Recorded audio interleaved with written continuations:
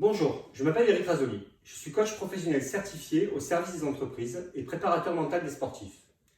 Pour ces deux activités, j'ai suivi des cursus de formation validés par l'État. Pourquoi ces deux formations?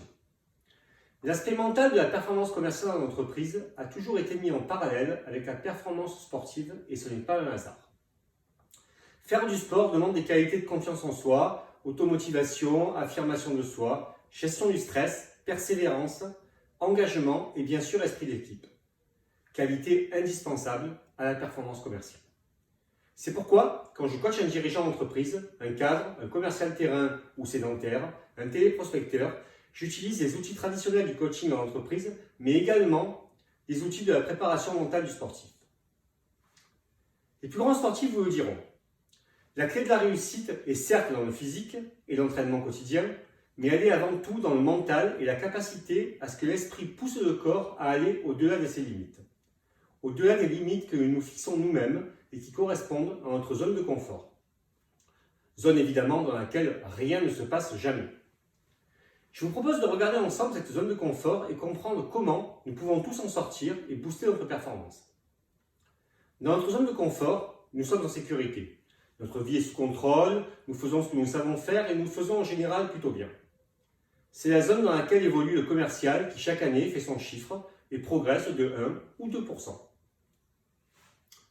C'est de cette façon-là que durant des années, j'ai abordé ma pratique sportive. Je faisais mon petit tour de VTT une fois par semaine, une vingtaine de kilomètres.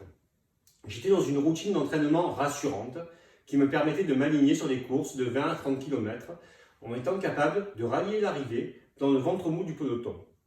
La partie centrale qui correspond à la performance moyenne des participants.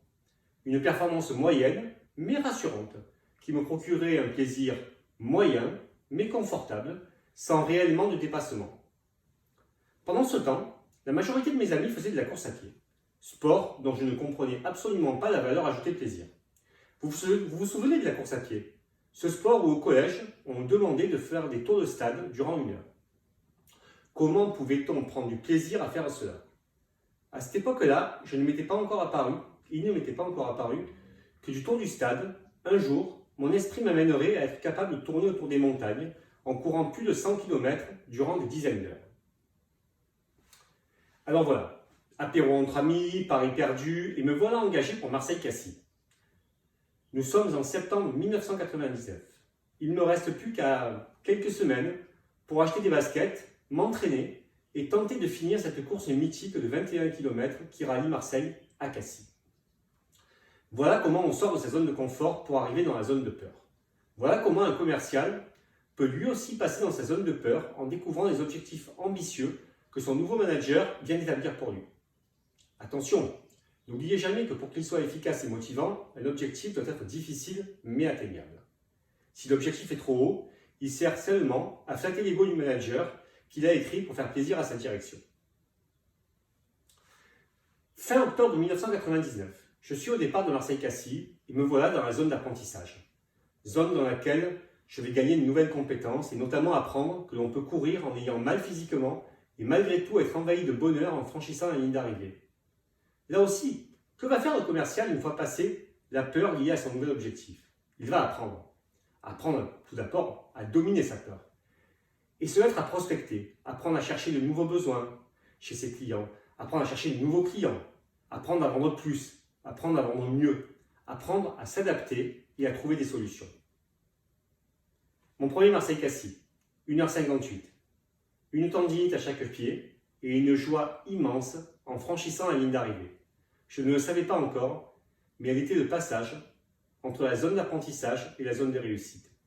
La zone magique où on atteint ses objectifs et où l'on vit ses rêves.